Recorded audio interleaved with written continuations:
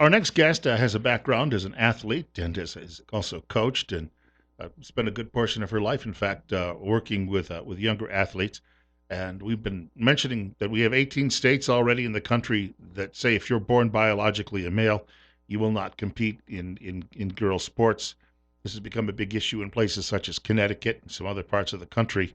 And as I said, as an example the other day, if you wouldn't want some biological male who's 6 feet tall and 205 pounds getting into a boxing ring against your daughter, that would just be absurd. And we wanted to mention State Representative Barbara Ehart. She is from the well, we'll say East Idaho, Idaho Falls area, and she is joining us this morning. She is proposing this similar legislation in Idaho this year, and there's 7 states that could be additionally added this year, making it 25 or 50 if this happens.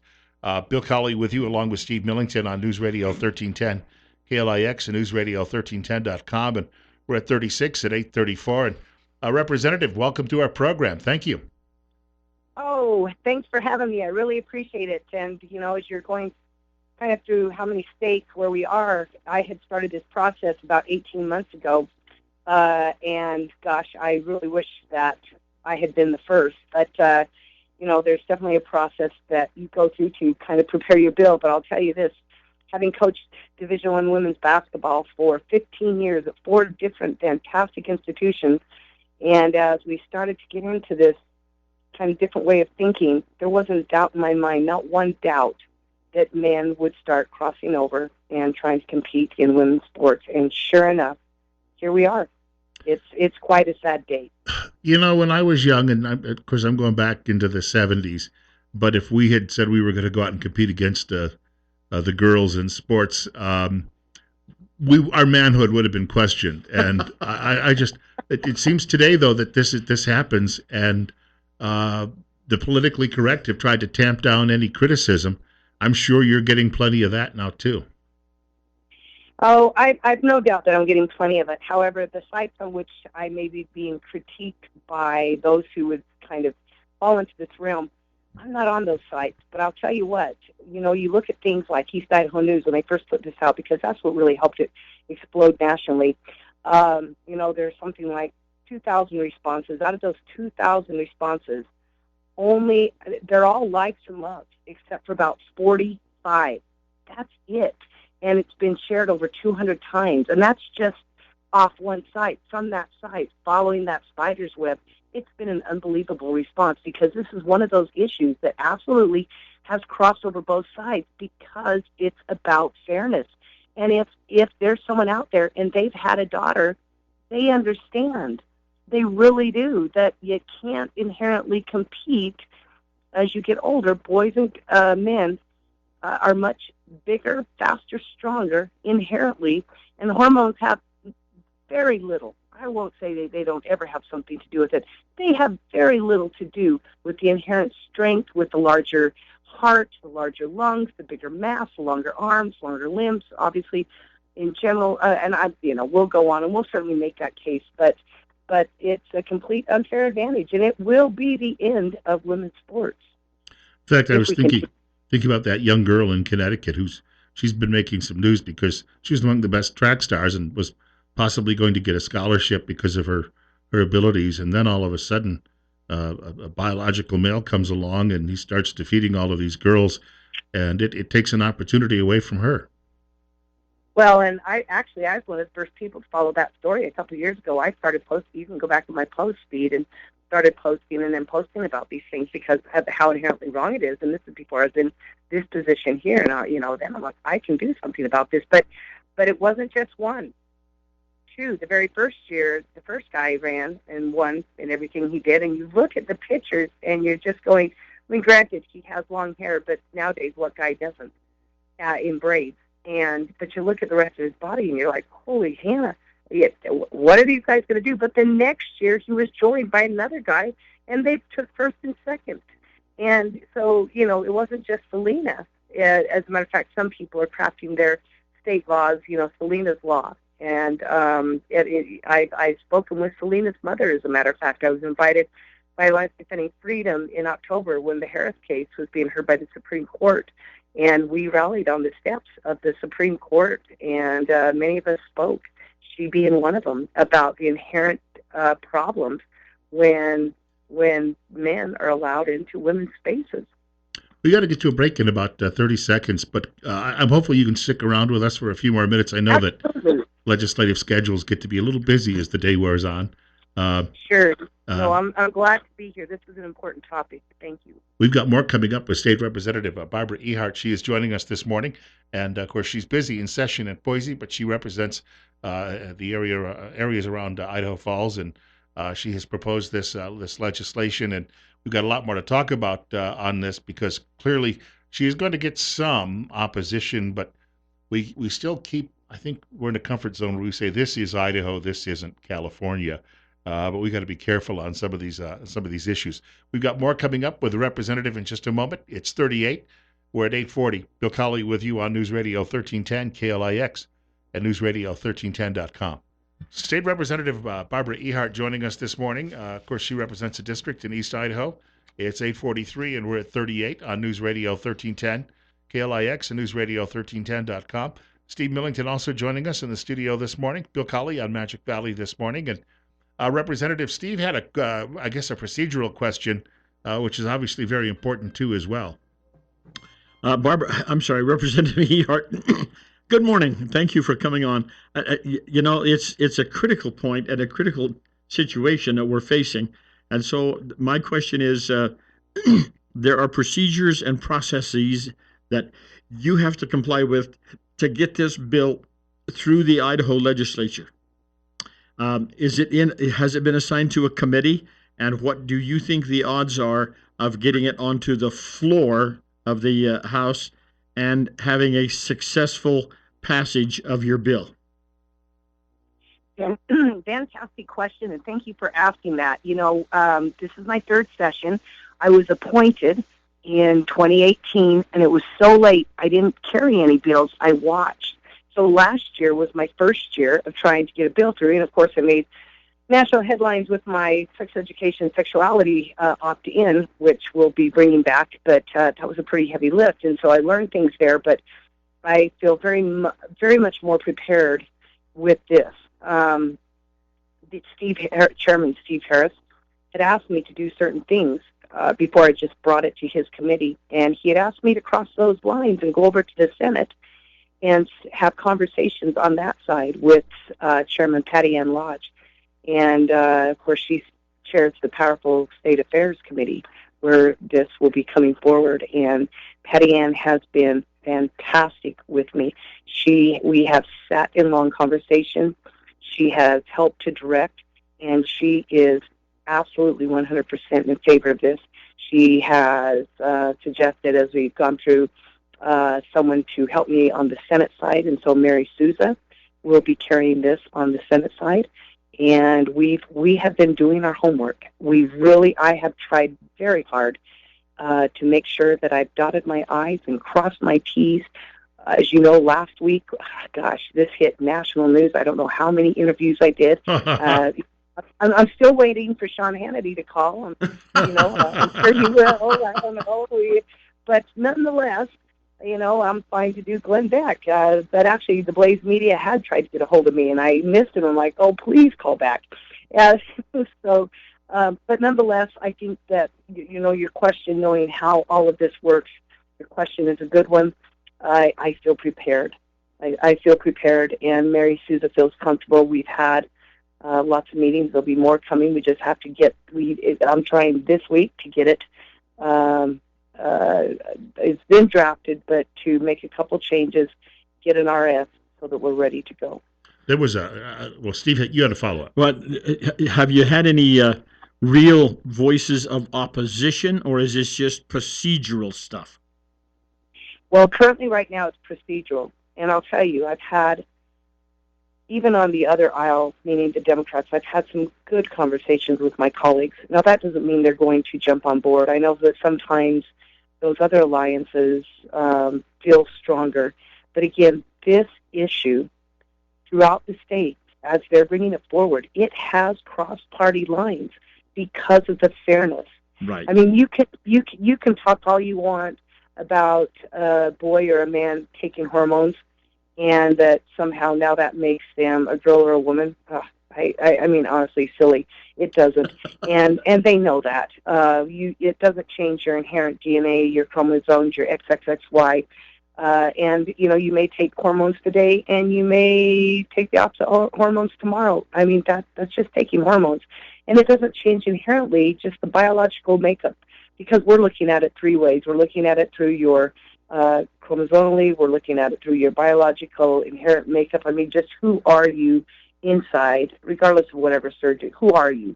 And then, of course, lastly, what effect hormones have. Because in the sports world, when you use hormones, we call that doping, and that makes you ineligible.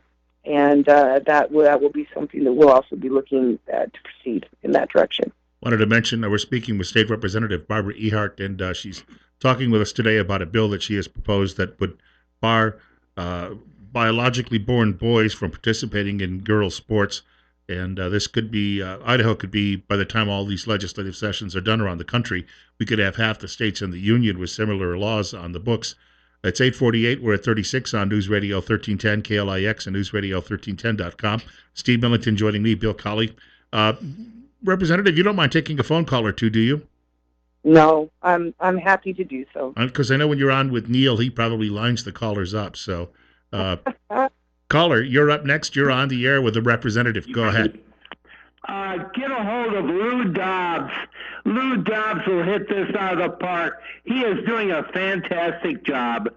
And an Idaho guy, too, as well. That's Yeah. right.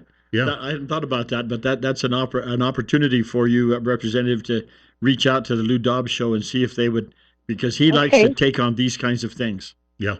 Yeah. Okay. And Any direction on that? by the way, I got a yeah. message here from Coach Pete Colson, who says, "In the beginning, God created man and woman." Yeah. So that's a fairly simple one to process. When you talk a little bit about this, I had a caller, or not a caller, but a writer the other day on social media who said, "Well, maybe girls then shouldn't be allowed to kick footballs in high school football." And I thought, well, I'm not so sure that roughing the kicker's allowed anyway. But would it go both ways? That's, I think, something people might be asking. Absolutely. No, we need to keep things fair and consistent, and we'll also be following part of the language of Title IX, an area we haven't even discussed yet. So we'll see how much time you have after your next break. But essentially, what will be happening is, yes, the bill mostly will go both ways. There will be language, though, provided, because it's provided currently in Title IX, and so we'll stay consistent. Actually, we'll stay consistent with that, which essentially means that if there is a like sport in which one can participate on either biological side, say, for example, baseball. If a girl wants to play baseball, but softball's provided, she can't. She needs to play softball. But if and this specifically is applied to biological girls, if there is a boy sport that is not provided, or not a like sport on the girls' side and it's provided on the boys' side, and it gives football as the example, then they could try out for that. And we're not going to try to change Title IX, because we actually believe in Title IX, and I think that it has served us well when interpreted as intended in its original form.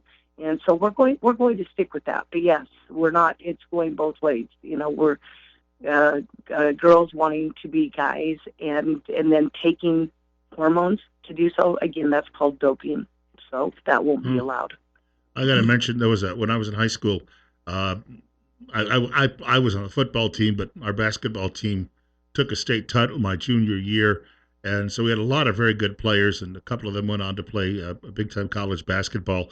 But we had an outstanding program as well. The women's basketball team was every bit as powerful as a powerhouse, and the best player on that team, if you played against her in a game of horse at the basketball court in the park, she would always win. I mean, she was just a brilliant shooter. But she, as the best player on that team, only stood about 5'9", where we had two guys on the men's team who stood 6'10". So they would have. I don't think she ever would have been able to. She would not have been maybe able to hold up in an actual game because people think of basketball as a non-contact sport, and my recollection of it, playing at least It's in a the park, it was anything but. right. No, and here's an interesting fact. Again, I spent 15 years coaching. I was at UC Santa Barbara, BYU, Washington State, and as the head coach at Cal State Fullerton. And as we did then, and as all the women's programs do now, we have guys from the college that are recruited. These aren't special. They weren't the guys that didn't make the men's basketball team. They're guys who come and they act as, the players running the other team's stuff that the gals will be going against. You give them some gear, and they are fantastic help. We have about 7 of them, and each team does.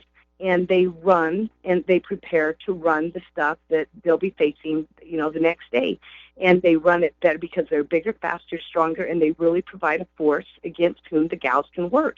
And, again, if you just turn them loose in an open game, these guys still beat the girls, and they're nothing special. They're just helping out, and they love to do it because it's a fun thing to do and to be associated with the program. How do you think we got here to the point where, I was reading a few weeks ago where J.K. Rowling was criticized because she made some comments about something similar to this. How did we get here? Because just 10, 15 years ago, I don't think we would have even been having this conversation. There are many conversations, I remind people of this, that we would not even have discussed 10 or 15 years ago. I probably will not venture into my thoughts in regards to that. I'm going to stay pretty focused, and so that my comments, even going forward, can remain focused on what is the purpose of having separate teams, girls and boys and men and women, in sports. And we, again, as a product of those who had gone just before me, that paved the way, that helped to make it possible that I, in junior high, one of the, first to really have that opportunity to play basketball in junior high school back in the late 70s, and then to continue on in high school, whoever would have thought that I might have played collegiately? Now, when I played, it wasn't what it is today, but it got me going. It gave me that opportunity. I played at North Idaho and then returned to Idaho State on a basketball scholarship to play. And it was from there that this wonderful coaching opportunity opened up. Bill, if you don't mind my saying, see, I was born in the 60s. When I grew up, men don't understand this because oftentimes they're men. And people would ask me, Barbie, what do you want to be when you grow up? But they don't understand. We had very few options, and I remember thinking I didn't want to be what the options were. And to call it silly, I remember one of the options being an airline stewardess. Well, I didn't want to be an airline stewardess. And another one was a secretary. I had zero desire, bless secretary's heart. I had zero desire to do that. Another one was a school teacher, which, was a field I pursued. But my options were limited. And I tell people, I want to play sports. And I kind of got the, almost condescending, okay, Barbie, but that's not what girls do. That's what I was told. I really was, over and over. That's not what girls do. And I would go out there with my dad and my brothers and help them and shag balls and, whatever it was for baseball. And then I'd get my courtesy hits. And I was good. Those weren't my opportunities. Thank goodness for Title IX and the opportunities that it provided me. And I believe that I, too, moving that forward, have worked hard to provide opportunities for other girls and women in sports. This is an important issue, and I'm passionate about it. It is very important to me. We do not want to go backwards.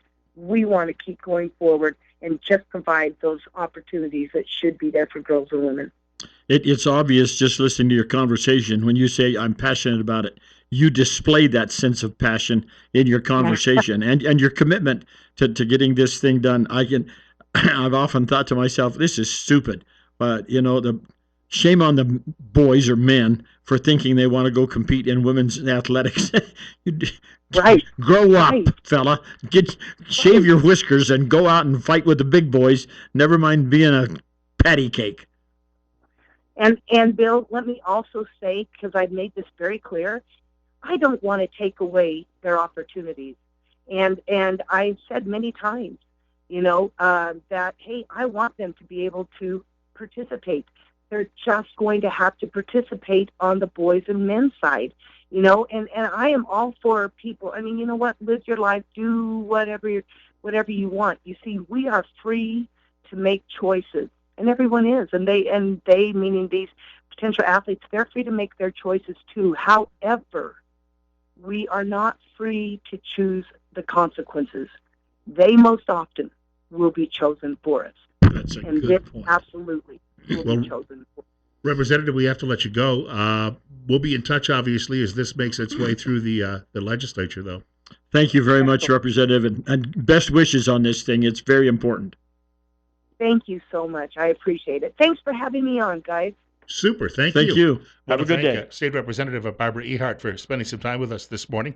She's, of course, out of Bonneville County, right? Yep, And- Falls. And spending some time with us talking about this bill, which I think has a good chance of passage. Just on the, I'm going to say that it's probably got a better than average. We want to thank Steve Millington, too, who decided to stick around for another half hour. Hey, thanks, Bill. My persistence. And could you please stay? It's 36 right now. We'll see Steve Monday Yeah, morning. Monday morning. Actually, you won't see me Monday at all. You'll be gone. I'll be here. We wanted to point out 9 o'clock news straight ahead and one more hour of Magic Valley this morning still up.